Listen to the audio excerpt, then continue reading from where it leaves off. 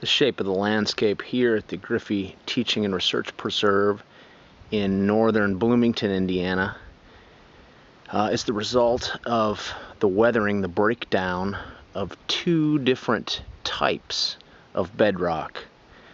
At the higher elevations, we have limestone bedrock, shown here with the layering as I turn the camera to the south.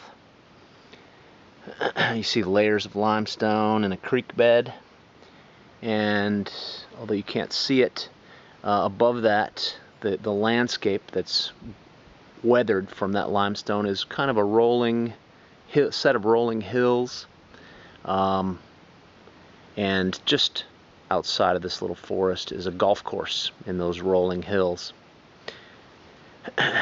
Below this limestone layer, we have a layer of siltstones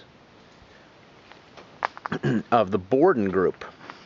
Okay, the limestones are the Harrodsburg limestone, and below that we have siltstones of the Borden group. And in contrast to the broad ridges and hilltops and the rolling hills that we see where the limestone is the bedrock, valleys are very narrow, and they have steep sides when they get carved down into this siltstone bedrock. Okay. So we have limestone above, flatter, more rolling hill terrain, and then where the creeks and rivers have carved down in below the limestone into the siltstone, you have these valleys.